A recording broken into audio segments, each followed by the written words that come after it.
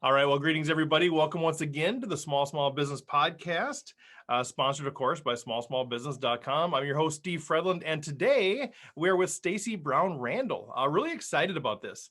The name of what we call this is Referrals Without Asking. Well, that sounds pretty cool. So we're pretty excited about that. We're going to pick her brain on some things. If you're a member at Small Business, you're welcome to jump in, join the podcast, ask questions, engage, make it interactive, all of that. Otherwise, for all of you out there in podcast world, hopefully you'll just enjoy this conversation and learn a lot. If you have any questions or follow-ups, reach out to me or reach out to Stacey directly, and we'll go from there. But Stacey, let's bring you in. Welcome to SSB. Well, thank you, Steve, so much for having me. I'm excited to be here, and I'm excited to be with the folks that are also on with us live right now. Now, where are you actually calling in from? I am in Charlotte, North Carolina. Nice. And so what are we looking at right now? So early February, what's the weather like down there? Well, I think like for everybody, the groundhog saw its shadow, as it does every year. I don't know why we're surprised. And I don't know why it's for everybody, but... That's true. Maybe if I were in Florida, I would feel a little different, but no, it's freezing. I mean, granted, I have Southern skin. So for my husband's from upstate New York. So he would say that my skin is crazy thin from that perspective, but it's cold, but it's sunny, which is always nice. So I'm in Minnesota. So cold does mean a different thing. So what's cold for Charlotte? Well, when we have to take the kids to school and it's like 20 or 30 degrees outside, that's like where's my hat and gloves? Yeah, that is pretty chilly. That is pretty chilly. So let's talk about this referrals thing. Well, let's talk a little bit about your background. So what is your story? How did you get here from your beginnings? Yeah, it's interesting. I wish I could say, hey, Steve, you know what? It just was without asking. I wish that's how the story went. I wish I just woke up and I was like, yeah, moment of brilliance. Now I'm going to go build a business around teaching people how to generate referrals without asking. And unfortunately, that's just not the way it worked for me. I had to go through the school of hard knocks to learn my process and strategy that I now teach to others. And when I look back kind of over my journey, I really think it all, even though there was so much in today, when my very first business that I started back in 2008 actually failed just before hitting the 5-year mark. So I didn't quite make it to 5 years, which is a big marker, right, in the small business world, and particularly for small businesses like solopreneurs, like me, myself, and I. Hitting that 5-year mark is like a big deal. And I got just past 4 years, big name clients like KPMG and BDO and Ally Bank, but my business failed. And I found myself back at a job, back at corporate America, being like, how did I end up back up here again wearing suits every day? Right? It was, for me personally, it was kind of like the worst thing ever. But, when I took the job, I was always kind of thinking about what is my escape plan? How do I get out of here? And at the same time, I was also considering, why did my business fail when others are successful, and sort of paying attention to why others were successful.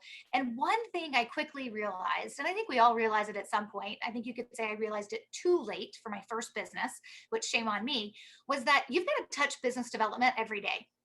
Because as a small business owner, typically you don't have this massive sales team that's out there touching business development every day for you. So you have to have strategies and tactics that work for you in terms of how you're going to grow your business. The problem is, the smaller we are, the more likely we are to get a new client in, put our head down, take care of that work, and then look up and be like, oh, there's no more clients.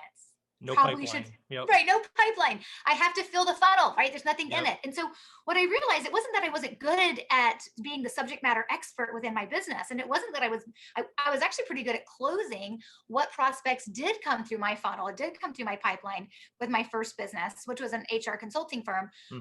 But I wasn't feeling it enough. And I was always in that feast or famine mode, which I believe if you're in your first year of business, maybe even your second year of business, there's a little bit of pounding the pavement that just happens.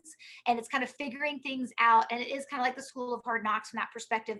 But by your third or fourth year, you really should have some growth strategies figured out in your business of what's going to support you. I didn't. And I think that's a big reason why my business failed. And so sitting in corporate America, I got certified as a productivity and business coach. And I said, okay, I am going to get out of here and start another business. So I started a coaching practice and I was like, okay, we got to grow. We got to figure out how to get clients. I started paying attention to all the tactics that I had used in the past, which were heavily, heavily dependent on networking and local networking in perspective. Well, I have 3 children. So as you can imagine, and when I started my first business, actually my first baby was only 4 months old. So as you can imagine, eating a rubber chicken dinner every single night of the week at another chamber of commerce or Leads group or whatever, or grabbing coffee every morning, it wasn't possible, right, from that perspective. And so I was like, I got to figure this out. I looked back at my first business and realized it never received a single referral. And I started paying attention to referrals is easier. Everything about referrals is easier. Why didn't I get any? And the only referral my first business, the one that failed, actually received came 2 years after I'd already shut it down. Right. And so, which that's awesome, but not really, right? And so I was like, okay, so I'm capable of getting referrals, right? But Right, I've got to about create ability. right. It's not that I'm not referable. It's that I don't know how to get more. Yeah. And so, like everybody else, I went to the all-knowing Google and I'm like, okay, Google, tell me what I don't know. How do I get referrals? And 99.9%, and I'd actually say it's 100%, but of all the advice came back with 3 major tactics and strategies that have been taught to us, not just for decades, but I would say for generations. And the number one most popular one, of course, is, hey, if you want referrals, just ask for them. But then there's another big one that's, hey, if you want referrals, you got to be willing to pay for them. You got to give a kickback or a commission. You got to incentivize, or you have to be overly promotional and gimmicky, slapping on stickers or in your email signature, right? I'm never too busy for your referrals. The greatest compliment you can give me is your referral. And so these were the main ways of how to start creating referrals or to making referrals happen. And for me, I was just like, none of that fits who I am. And this isn't like, what drives me crazy about that advice is that the advice is, well, if you won't do it this way, if you won't ask and you won't pay to play and you won't be gimmicky and promotional, then you can't have any, right? Then you won't get any. And I'm like, no, I don't think that's how it works. So one skill that God did give me, math was not one of the skills he gave me, but one skill he did give me was the ability to reverse engineer myself into where I want to be. Love that. And so I started paying attention to the human dynamic and psychology behind why referrals happen. Like, why am I giving them? Why is it happening that I'm receiving them? So that first year as a certified productivity and business coach, I received 112 referrals without asking for them, because I was just reverse engineering different things in my business to figure out what would make those referrals happen. And then, of course, as my coaching practice grew and I was coaching small business owners, a lot of times solopreneurs or just, business owners with a couple of employees, they would be like, okay, thanks so much for your tips on how to control my inbox from a productivity perspective, but I would really like to know your referral strategy.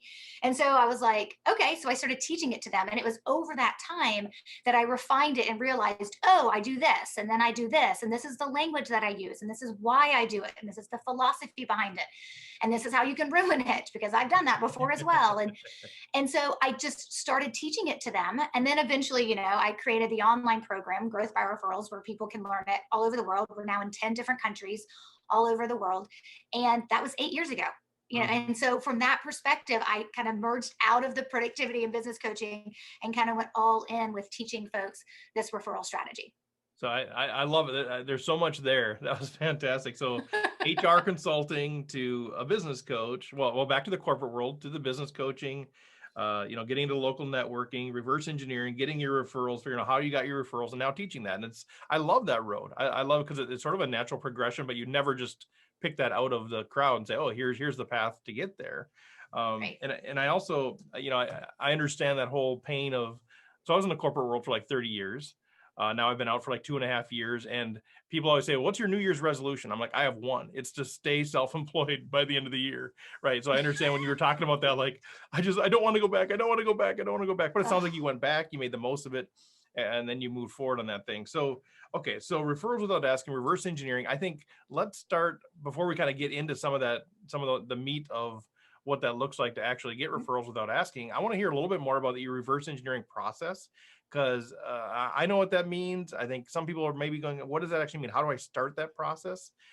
So what would you say to folks that are saying, all right, I'm getting some referrals, but I really don't know where they're coming from, because they're not coming I'm in BNI, but I'm not really getting the referrals that way. I'm in this network group, I'm not really getting them that way. I do social media, I'm not really getting them that way. But once in a while, I just get, referrals, and I don't really know how to reverse engineer that. What would you say to help those people start on that journey of figuring out where they come from, and why is that important? Right. Well, so the good news is it's really easy to reverse engineer it now, right? I mean, I had to learn it the hard way, and I had to be like, why did I get this referral? That referral, and it's so much easier now with the way that I teach it to folks. And the number one thing I tell folks is stop worrying about why they're coming right now, and first focus on who are they coming from. Mm. So when I reverse engineered it in my business, right? When I looked at it in my business perspective, it was like the end in mind. I want to build a business where I get a lot of referrals. And then it was like, okay, let's define a lot. And then it was, well, what's the capacity for new clients? And so it was looking at what I wanted and then just trying to figure out how to take the ask out of it and do things to take care of people to see if that is what would ultimately trigger referrals happening. And what I found is like taking care of people well, but it's really when it comes down to actually the language that you use as well, which I kind of refer to as my secret sauce, in addition to how you take care of people. But people are always like, great, let me take care of people. This feels good. This gets back to business as the way it's supposed to be, right? Humans taking care of humans. But what I always say is we're actually focused on a really small group. And the number one thing you have to do to figure out how to get to the end in mind, right? To reverse yourself to a place where you can end up with more referrals than you know what to do with, or what we call a referral explosion, is who's actually referring you now. And you have to identify your who, which are your referral sources. And a lot of people, and I'll be honest, a lot of people don't even know how to define a referral. Right. And they think they do. They think they do. And they'll come up to me and they'll be like, oh my gosh, somebody was talking about me the other day to their neighbor who definitely needs to hire me. I can't wait. And I'm like, that's not a referral. Mm-hmm. And they're like, what do you mean? They told somebody about me. I'm like, yeah, that's called this thing called word of mouth buzz.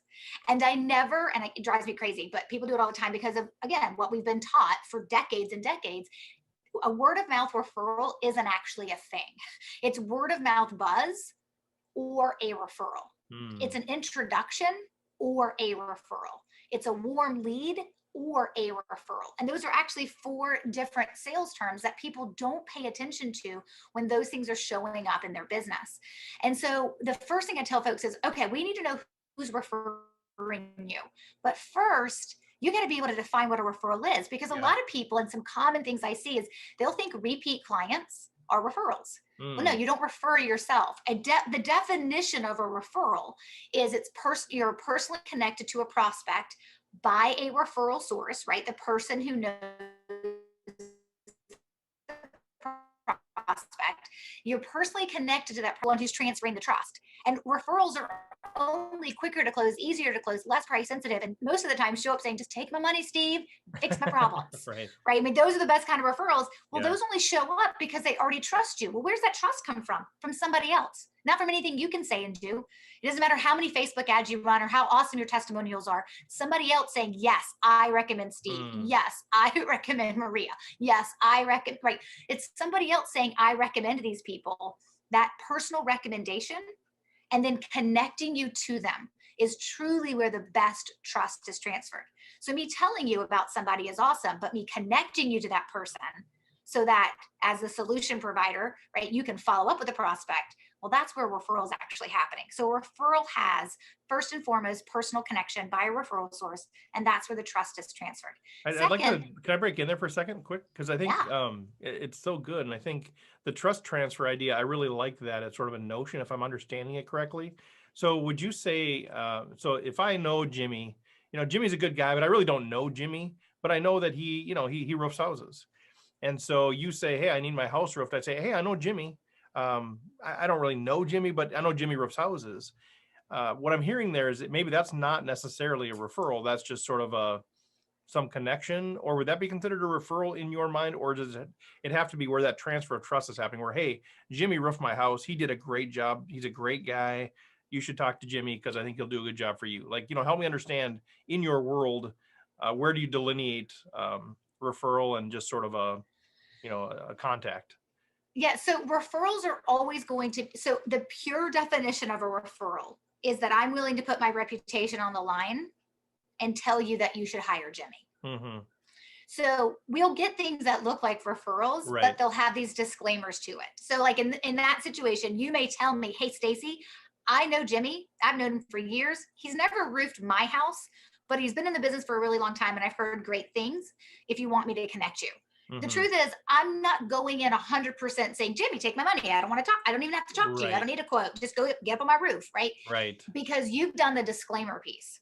But it's still a good solid lead, right? I mean, it's still a Yeah. good solid prospect from that Yep. perspective. It just comes with a disclaimer. And you When still have work somebody to do on your end to close seal it, the deal. Yeah. Mhm. right? Exactly.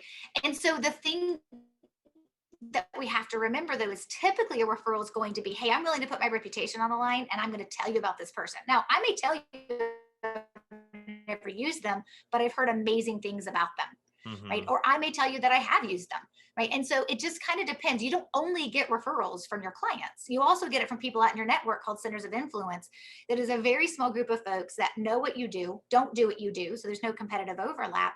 And of course, they come across your ideal client with enough regularity to be able to refer someone to you. They have to trust you. That trust does not necessarily have to come because they've hired you themselves, Mhm. but they do have to be willing to put their reputation on the line. So that's still, I would say, you telling me to hire Jimmy to roof my house is still a referral, but I'm going into it with the understanding that Jimmy may or may not be who I end up using because you gave a disclaimer to it. Had you Right. never given a disclaimer to it and you're like, hey, Jimmy's awesome. He's roofing houses in our neighborhood all the time. You see our neighbor 3 doors down? Yeah, he just finished their house, right? That's a referral. If you were obviously for Jimmy's sake to connect Jimmy to me. And the second thing a referral has to have, because that trust transfer Yeah. is so important, but the Mhm. second thing is actually even more important, which is the need identified. I have to know I'm the prospect, right? In that situation, if I'm looking to hire Jimmy and I'm trusting you to tell me he's my guy, I got to know I'm looking for a new roof. Mhm. I am the prospect. I'm very aware that I'm in buyer mentality mode, and that's why I'm willing to talk to Jimmy. The problem is when we see word of mouth buzz, we know someone's been telling other people about us. We are just not connected to who they are, but we know those people had needs because that's why we came up, right, as part of the conversation to solve their problems. But we don't know who those people are. We're not in the driver's seat. Well, the opposite of word of mouth buzz is an introduction. We're connected, but nobody knows why. And Mhm. sometimes introductions are just introductions to grow your network, but sometimes there's a referral hiding in there. But because the referral source didn't say, Stacey, you need to hire Jimmy, Stacey's looking for a new roof. Now I'm like, okay, why am I being connected to Jimmy? Maybe we're just going to go to coffee, and then we'll wonder why we never get to the point of having a conversation about business Mhm. because we didn't actually have the need identified for us. And that's the other piece that's missing. Okay, so all right, so we got to have trust transfer. We have to have the need identified, right? Okay, so and we've kind of reverse engineered things a little bit. Who are they coming from? All right, so Yes. now where's the power in this thing? Tell us about how do we get referrals without even asking? Like that Yeah. is obviously the magic thing because it's one thing to say, okay, I can get contacts without even asking. I guess there's mailing lists and there's different things you can do about that, but referrals without even asking, where it's actually somebody that is ready to do business with me right now, that sounds like too good to be true. So let's unpack that a little bit, or go another direction if you still have more context to set up. No, so here's what I always tell folks. You need to be able to identify what a referral is, right? Because once we can identify what a referral is, we know that how we follow up with that prospect looks different. There's an Mm-hmm. entire strategy that I teach to the students in my program specific to how you follow up with a referred prospect should look different from someone you meet at a networking event or somebody who answers one of Mm-hmm. your cold calls, right? The whole sales process is different. So that's an important fact we kind of have to keep in mind. The other piece is once we've identified who our referral sources are, that kind of helps us understand now who do we need to take care of. Now, everything I'm teaching with a disclaimer I have yet to say, so I should probably say it, which is I'm assuming you're referable. What I'm teaching you is the strategy to get more referrals, which means you've probably gotten some, or at a minimum, you have raving fans in terms of testimonials and reviews. So you are referable. A lot of people come in and they're like, "Hey, I want to get some referrals," and they've never gotten any. And my first thought is why?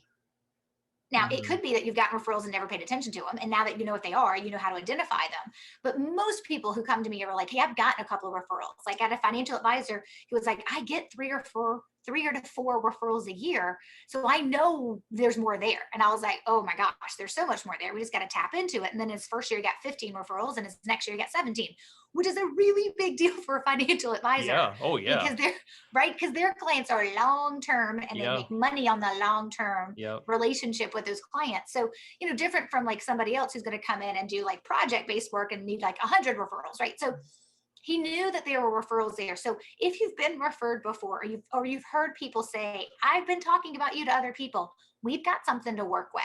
Now, are there plenty of business owners who will go through a process to identify their referral sources and end up with no referral sources? Of course, we all start there, and some of us just stay there a little bit longer than we want to. So there's also a process to teach people, okay, how do you take those clients and the contacts from BNI and other places and get them to start referring you? So that's a separate component of what we're talking about.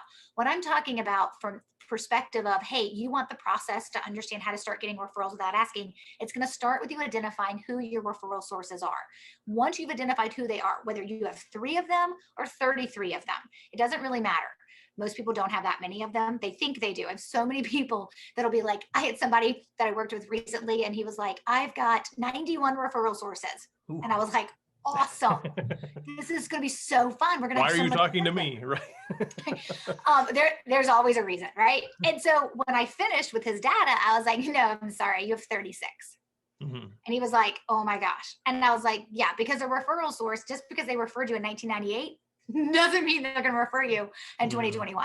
Now that you ever need a former referral source. Right. We refer to those as inactive. So when we're looking at our referral sources, it really matters. Like your relationship you have with them, when was the last time they referred you? And there's these components and pieces we want to pay attention to. But ultimately, what I want you to have is a list of humans, first names and last names of people who've referred you. Then what you need to do is build what we call a referral plan. It is a simple planned outreach that you're going to do between 4 and 8 times a year. Now, I say 4 and 8 times a year. I will be honest with you, most people in their first couple of years have to do between 6 and 8 touch points. The only students of mine who get away with doing 4 touch points a year have been doing this 5, 6, 7 years. And so you have to take care of your referral sources a little bit more often in the beginning. But ultimately, what you're going to do is you're going to build outreach, which we call touch points, that are going to be memorable and meaningful, that are going to keep you top of mind, that are going to remind your referral source how much you value what they do for your business by bringing you clients or prospective clients. And it's giving you an opportunity to deliver the most important piece, the secret sauce, the biggie, which is the referral seed language. And so it's your ability to then plant those referral seeds while doing those touch points that are memorable and meaningful and keeping you top of mind. So, a lot of people are like, well, I send out a newsletter every month. And I'm like, that is part of your marketing plan. That's not part of your referral plan. And your referral plan doesn't go to all your clients, and it doesn't go to all your contacts. It goes to a select group that have already showed that you're worthy of their trust. That's why they refer you. And then what we need to do, and this is, I think, where it gets people so like, they almost confuse themselves because they're like, is it really that simple? And I'm like, yeah, it's really that simple. Do you know what our referral sources want more than anything? They will tell you they don't want it, but that's not exactly true.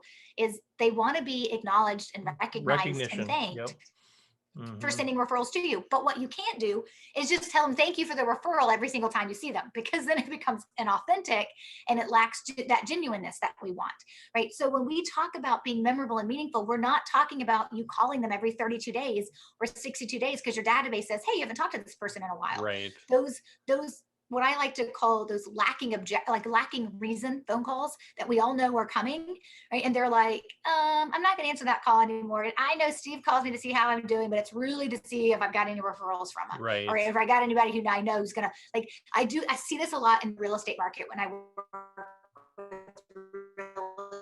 realtors and folks. It's like that. Hey, I got to call my database like every 60 days, and what are you going to talk about? And then they're like, well, then he stopped answering the phone. I'm like, really? I wonder why the phone calls didn't go anywhere for them. And so from that perspective, you're looking at, so it's not phone calls. It's not drive-bys to drop off, like a notepad with a sticker that says, I'm never too busy for your referrals. That's all overly promotional and gimmicky. And we know exactly what you're doing when you do it. What we have to do is do the touch points that endear your referral sources to you. But we are endearing them in a very authentic way, a very meaningful way, and a very genuine way. And I always tell folks, you cannot take care of your referral sources in the right way if you don't actually care about them. Right. Like I think about my referral sources and I love these humans. I love my clients, but I love my referral sources more because they bring me more clients. Mm-hmm. And so I always say your list of referral sources, that's your list of gold. That is your business's biggest asset. And the strength of that list and the size of that list and how well that list performs with people bringing you other clients can be the difference between having sustainability of growth in your business, right, or not. So you have to know who these people are. Then you have to have a referral plan of how you take care of them in a very memorable and meaningful way, right? Not the e-newsletter, not the phone calls every 60 days. And then you've got to plant the referral seed language. And that is, really when we think about the language piece, that's how we subconsciously get them to start thinking about us. Mm-hmm. Because when we're delivering these touch points that come from a place of thankfulness, right? And it's not just like sending you a card every month. That is not going to do it either. It's got to be something that has impact. And it can be impactful, funny, it can be impactful, meaningful, right? Memorable, whatever it is, but it's got to have impact. And then for every small business owner in the world comes the hardest part. Most people think identifying your referral sources and building your referral plan and figuring out what to say is the hard part. I'm like, nope. Right? Like that part is actually the easy part. And if you really want it easy, like that's what I teach people to do, but like you can figure it out as well. I'm like, you want to know what the hard part is? And they're like, what could possibly be the hard part? I'm like, you executing on it on an ongoing basis. Because I said 6 to 8 touch points in a year. Guess what you can't do? Sit on your hands January through October and then be like, oh, wait, I got to get out 6 touch points between now and the end of the year. Well, now you just seem creepy and weird and stalkerish, right? Because you're like reaching out to people. Like there's a rhythm, there's a cadence, and it's got to come from a place of genuineness, which means sometimes we got to slow down. We got to remember how important these people are. And then we've got to be willing to set aside the time to do whatever touch point it is that we said we were going to do in February or April or July or whenever it was. And then it's coming up with what that looks like and then executing on it is ultimately what makes the whole process work. So it's so good. Okay. So is that the 4 steps basically, or it's the 3 steps plus actually doing it, right? That's sort of the model. Yeah, I actually tell folks that is a step, right? Yeah, like it is a step. No, right. I think like it's like strategic planning, right? The last step is, kind of constant reassessment, of the model of the plan. I think otherwise we forget to actually do it. We think, okay, we've got the plan.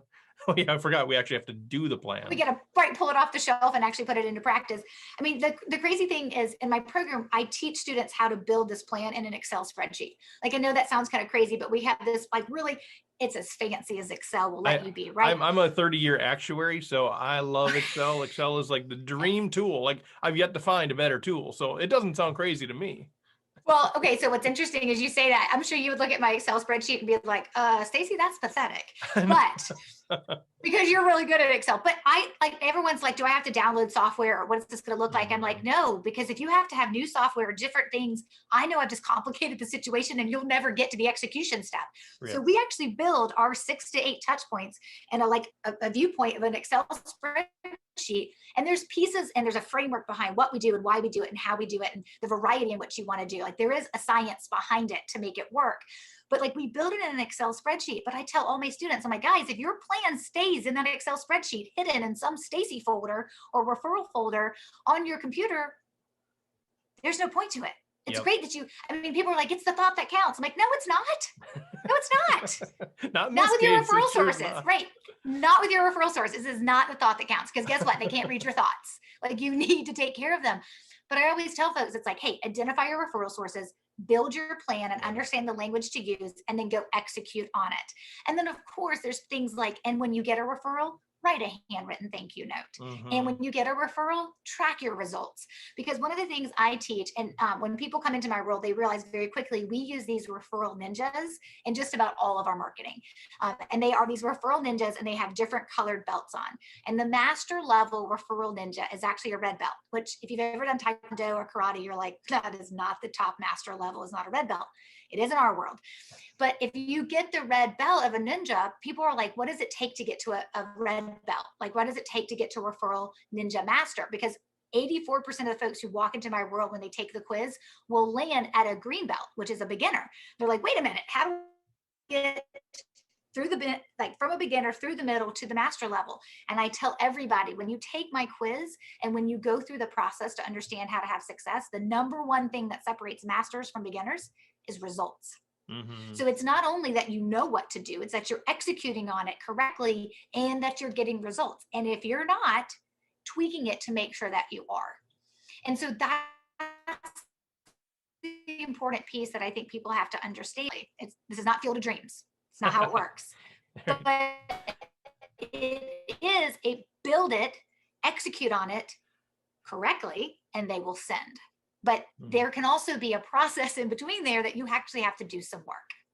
So Becky, Marcia, Steve, if you have a question, type it in there, or if you want, I'll just promote you and you can jump on and just have a conversation with Stacey. Otherwise, I've got a bunch of questions. They know this. I've got a million questions. So I'll keep going. So if you don't have questions, let me know. But I'd like to start with I've got like 8 questions written down. So I'll decide what I actually want to start with. But I guess one of them is though the tracking contacts, you're doing that in Excel. I think one thing that we always hear about all the time is, small business owners, especially small business owners, you touched on that, we're so crazy busy, right? I know, I've got to go to BNI. I know, I've got to do referral. I know. So, the system, it sounds like what you're trying to put together, something that's accessible to people. Do we need to hire somebody to do this? Should we hire somebody to do this? Should we maybe look at a VA to help with some of this? Because like you said, we can build it. We can get all of these, contacts. We can maybe understand our referral forces. We can resources. We can do the list. We can maybe do the plan, but now the execution, like you said, the 6 to 8 touch points a year, I think it's going to be very easy for a lot of people to just give up. So because they know it's important, but just the reality is they also have to, do all their cleaning, they have to do all their finances, they have to do all their sales, they have to do all their inventory, because they don't have a big team. And so what's your advice to folks like that are going, I know I should, but it feels like it might just be overwhelming. And so I'll just keep doing what I'm doing. Yeah, it's interesting. I always like to teach what I know and what I understand. And I even think the industries where my program kind of like speaks the most to, it's all industries that I have a background in. Same thing with my background in being a small, teeny, tiny business owner by myself, right? Which I am a solopreneur, me, myself, and I. Now I have an army of contractors that I use, but the truth is I walk in those shoes every single day. I know when my bookkeeper says, hey, send me your bank statements, right? I'm like, oh, for the love, it's like every month I know it's coming, right? But it's like, okay, time to do it, right? Yeah. And so when I think about execution of it, I know that could be a stopgap for a lot of people in terms of their ability to say, yes, build it. Crap, I got to actually do something now. And not just once, because it's no silver bullet, one and done, right? It's no one hit wonder. I got to do a couple of things throughout the year. And so we actually knew that. We knew going into building the system in this process that that's going to be the biggest stopping point for folks. And the truth is, I can't show up in your business and make you do it. Even if I know you're going to love it once you do. I can't make you do it. I can't make you execute. But knowing that execution becomes a big gap for people in terms of where they could stop and not continue and get to the results we want for them. Because once you get results, you're like, yeah, I'm all in. Like, there's no way I wouldn't do this. Is better than cold calling. Why in the world would I not do this, right? And so we always tell folks, is we know that's coming. We have an entire module 5 in the program is on the delegation, systemization, outsourcing. Because we know that's the number one question. When you build out your 6 to 8 touch points, you're like, who's going to do this work? Right. Well, when it comes to handwriting a thank you note, you are as the business owner. But if you decide, like I did one year for Mother's Day, to all of my mothers that were also my top referral sources, to send them a Wonder Woman water bottle, I don't have to be the one that orders the water bottles. I don't have to be the one that packages them up and ships them out. Somebody else can do that. So we do look, and that I gave an example, a gift example. Most people don't build their referral plans that are expensive, so you don't have a lot of gifts. But I use that example because you can instantly see from a logistical standpoint, there are other people who can do that touch point for you. And so that's what we teach. We teach, hey, who can you delegate this to? Who can you outsource this to? Like, how can you get people to help you? And to the point is, and sometimes my students inside the referrals program know this, I'll post 5th grade. So she loves to do this kind of stuff, like collating and putting stuff together for me for my referral sources, right? And I go, family affair of how much we love the people who refer business to us, right? Like, so it doesn't mean you have to go hire someone you have to pay to do these things. And guess what? There's many, many times I'm the only person who touches a touch point and I get it out the door. But I also know that if I'm getting referrals from these people and I am not having to pick up the phone and cold call, and I'm not having to go pound the pavement every night and network, or sit in front of my Zoom screen and do virtual networking right now, and I can expect clients to come through the door, then I'll do it. Then I will sit there and I'll do whatever I need to do. But that doesn't mean you can't outsource, you can't delegate, you can't hand off to it. You can hand off to an assistant. There's some things in the program you have to do yourself because it has to be genuine. So like when a card gets written and your name is going to be signed to it, you better be the one who writes it. Thank you. I think that's so lazy to hand that off to a virtual assistant. Yeah. And I have people in the program who do it, and it drives me bonkers because I'm like, hey, listen, if I never learned that that's your virtual assistant writing me a note, great. But the one time you write me a note and I realize the handwriting is different, I'm like, what was that about? Right. Yep. And then now the larger your business is, the less likely I expect the CEO to write me a card, or the business owner to write me a card. But don't make it look like a personal card from the CEO or whatever. You know what I mean? Right. Don't make it look like. Exactly. Keep it real, keep it authentic, because it doesn't take much to break my trust or to get me wondering. Right. So yes, there is this whole idea that there are pieces and parts, as much or as little as you want, to be outsourced or delegate. We actually, under that module, it's called systematize. And then we talk about those different things that you can do. But we also have a lot of people in the program who are like, hey, shoestring budget here. Like they're not going out and having to like source big $50 gifts, right, that you would learn about like in other programs that talk about just gift them. I'm like, who's got money for all that? Right. And that's not what's actually necessarily endearing to people. So you can keep this simple. I'm curious. But at the same token, there's work. But no, I'm curious too. Like I was going to ask you about these endearing touch points, and you mentioned the Wonder Woman water bottle, which is beautiful, right? And that requires planning, thinking ahead, like you said. Look at the calendar. Where are those points? Oh my gosh, Mother's Day. Yes, that'd be perfect. Father's Day, maybe there's something there. There's some opportunities there. I'm curious what your thought is on one thing that I've done for some different other things that I've done, but not necessarily for my referral sources, are personal videos. They don't cost anything, but they take a little bit of time. And I've got a VA that does video editing, but even just sitting down in front of Zoom, and I spend like 5 minutes, and I can do like 10, 30-second videos or whatever. Just say, hey, Jimmy, thanks so much. Whatever. Is that fit into this model, or is that sort of kitschy, or what do you think of those kinds of personal videos for touch points? Oh my gosh, I have so many thoughts, and they're all good. So here's what I would say. Breathe a sigh of relief. It's all good. I'm okay. We actually use videos. Like when a new student comes into our Growth by Referrals program, we actually use video as part of the onboarding process. Me personally, for me, Steve, you got to understand, I actually have to go through the process of like taking a shower, doing my hair, doing my makeup, right, before I'm going to put myself on a video. So, but that's why you do 20 at once then, right? That's why you should do 20 of them at once. That's what I do. Like, get ready, maybe I'll shave, but then, but then you can just sit there and pound it out, and then just send it to the VA and say, here, chop this into 20 videos or whatever, right? But sorry, I cut you off there. No. But I actually have an app. So my VA will go in and she'll be like, okay, here are the new. So I have like, when we're done today, I have like 5 videos I got to send for new students as part of their welcome video. And she loads it into an app, and then I can pull up the app on my computer or on my phone. When COVID hit, I used to do a lot of them on my phone on my like 3 walks a day, because I was always walking, right? And then I didn't care what I looked like, because everybody understood, well, she's out on a walk. Right. So it didn't matter. But that's just that's my vanity speaking. I get it from my mother, so I have someone to blame. Don't worry. Good. Yeah, transfer that to her. Yeah, that's her fault. Right, definitely. So from that perspective, I think video is great. Here's the thing. I think if you had a touch point throughout the year that was something that was video based, that's awesome. I think video finds itself in your business in other ways, sending videos to prospects, right? Sending videos to new clients as onboarding into your business. I think video can be used in a lot of ways. When it comes to our touch points, I think video could certainly serve as one of the 6 to 8 touch points that you're doing.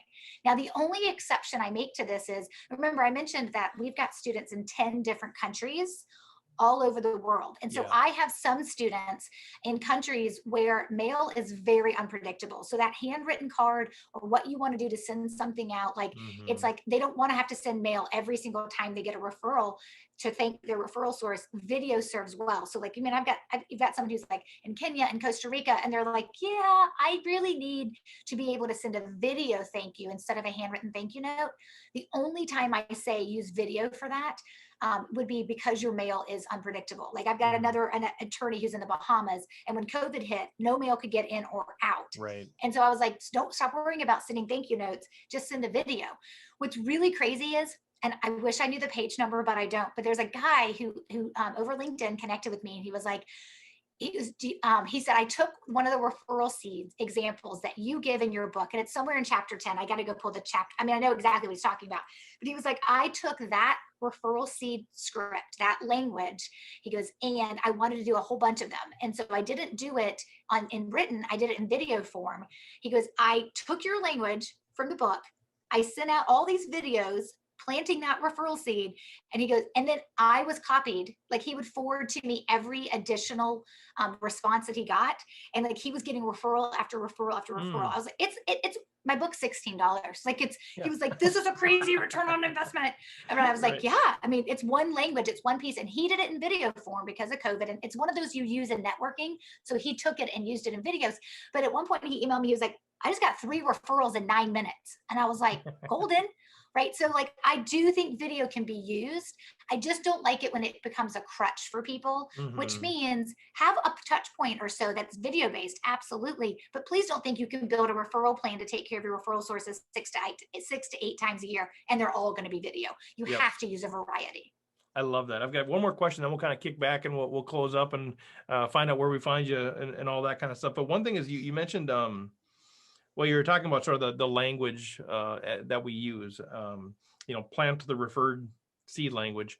But this idea of, I guess what I'm struggling with a little bit is on my end. And again, because this is the Q&A part, I can ask personal questions, but the whole trust thing. So I think, we build up trust, and I think that's established in my business. And I know, I think it is, hopefully it is in other people's as well. But I think we do struggle with sort of that, what is that language to use to tell people what to say? So I think a lot of us, we get to that point where we have all these people that trust us and they probably want to refer us, but they don't really know how, because either what we're doing, in my case, business coaching, consulting is sort of a new thing for some people. They don't really know what to tell people. They just say, oh, he's a good guy, but that doesn't really, drive business or whatever. Or I'm involved in a number of different things. I do a few podcasts, I do, a number of different things. And so maybe it's confusing to them what they should be doing. So I think they want to recommend me. And I think other people are in that same situation where people want to recommend them. People right on this, Becky, Marsha, and Steve are all people that I would want to recommend. And so, how do we move to that point of saying, all right, how do we equip people to actually refer us? That language piece. How do we actually get there to know what to tell them, to tell others about us? Yeah, so here's the thing. You're actually bringing up 2 separate parts, and they're really important, and they're 2 separate skills you need to actually be able to have in your toolbox to be able to generate referrals. So the language that we use when we are doing the outreach, or those touch points 6 to 8 times a year, that language is usually specific to what we're doing, and exactly using a formula that I teach my students of how we plant a referral seed in those different scenarios. So that's one way that we use the language. I mean, and when I say there's so many ways to plant referral seeds, I mean, there are ways to plant referral seeds in those touch points with your existing referral sources. There are ways to plant referral seeds with your new clients in networking opportunities. Like, there's so many different ways to plant referral seeds. It's one of those things that, like, once you start realizing all the places you can, you're like, oh, and then you can see the commonalities amongst the language. So I want to answer that question in 2 ways. And the first way is, the language we use to plant referral seeds is specific to our touch point of what we're doing based on those 6 to 8 touch points. So that's one way we use the language. What you're asking about is, and this is a question I commonly get, right, is how do I train people to know how to refer me? And I always say, so here's the thing. Nobody wants to be trained to do anything for any of us. And they certainly don't want to feel like they're being trained. Right. So they want to be empowered and equipped, right? So we'll put it that way. How do they don't even, you know what? They don't even want that. They just want to know, right? At the end of the day, it's that concept of understanding that when they know what you do, then they understand how to refer you. But they don't want anyone to tell them they don't know what you understand. They just want to have clarity on what it is that I do. Right. They don't want to be empowered or equipped or used or. Definitely not used. Because ultimately, right? Well, I mean, because that's what you feel, right? Like, if you feel like I'm going to empower you, I'm going to equip you to be able to talk about me. In a sense, I'm sending the message that I'm asking. I want to use you to expand my business. So you're saying, if they trust us, and then they just have the clarity of what it is that we do, that will probably propel them on their own then to refer us. And do you know the number one way to give them the clarity they need to know how to refer you? Is this great? Am I being quizzed right now? I'll make it hypothetical, so you don't have to answer it. I don't actually know how that was a hypothetical, but I'm taking you out of the hot seat, right? Be clear myself, right? Know myself what it is I do. Okay, first of all, yes, but that's an entirely different issue, right? Right. I mean, I'm assuming you know how to talk about what you do and know how Not to everybody explain does, it. though. Not They everybody don't. does.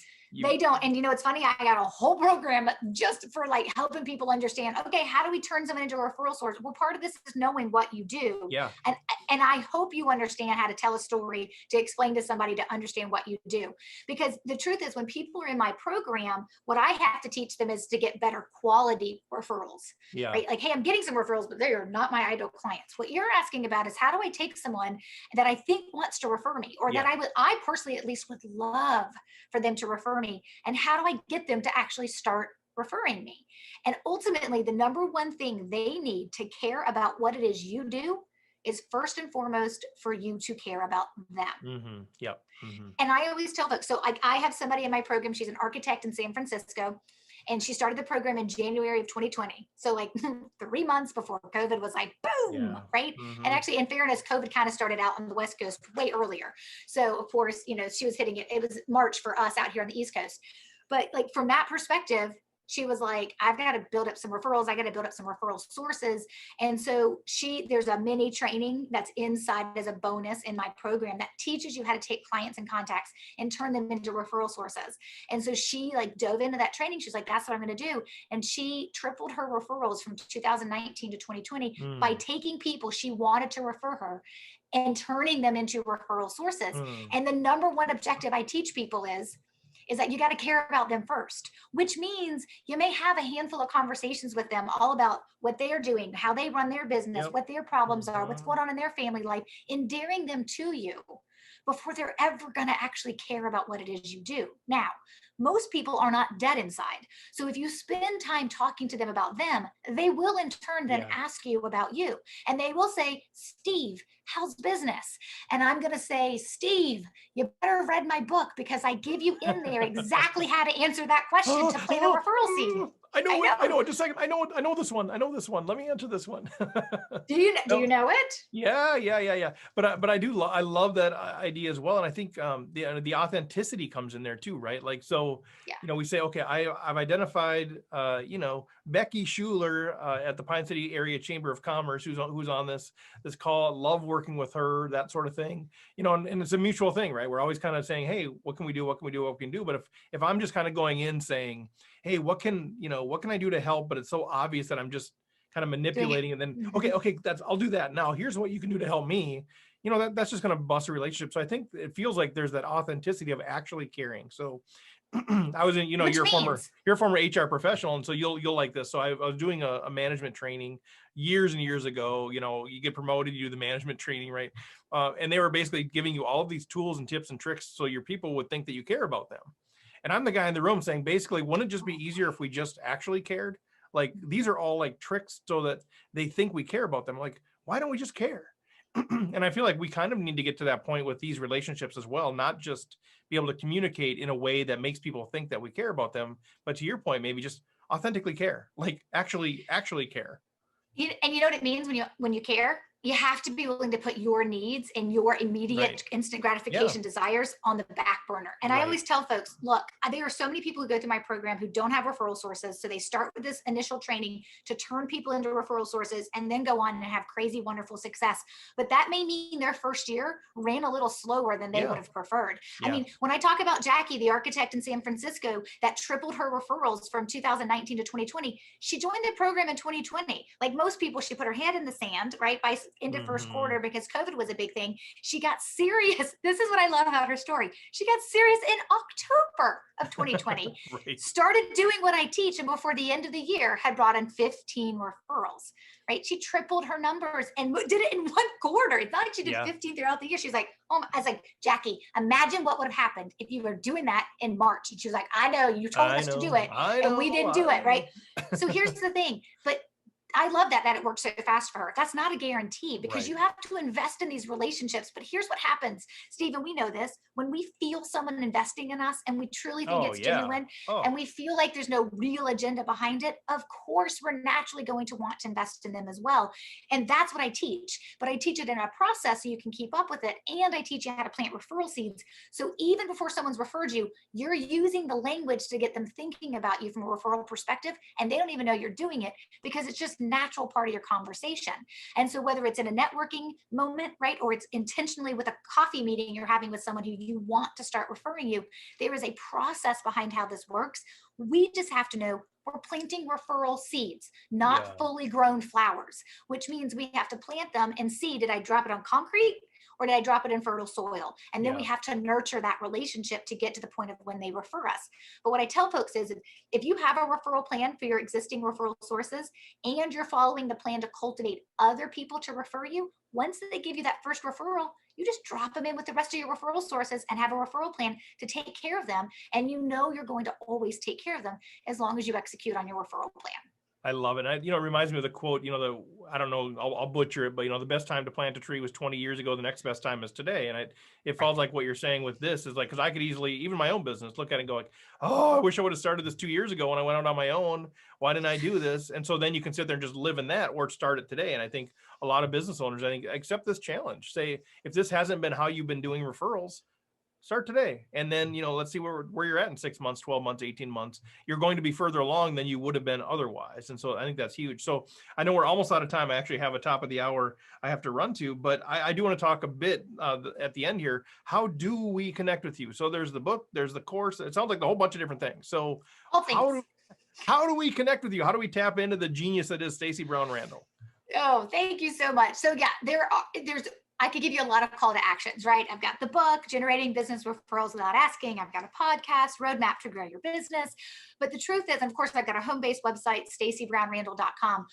But the truth is, the number one best place to start is, you remember I mentioned that Referral Ninja quiz that helps you understand where you're starting from? Yep. That's the best place to start, is where are we starting from? Like, what do we need? Because if you take the Referral Ninja quiz, it's 9 questions. It's a free quiz. It's 9 questions.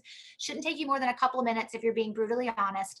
And you take that quiz and it's going to tell you, okay, you're a Referral Ninja, and then give you your level. And then it's going to provide for you a roadmap of like, hey, here's the gaps you need to close. And here are some things you need to consider to do that. And so that's just at referralquiz.com. So they just go to referralquiz.com. They can get in there. They can answer all the questions, put in their name and email address, get their results, and then be able to understand, okay, I'm a Referral Ninja beginner.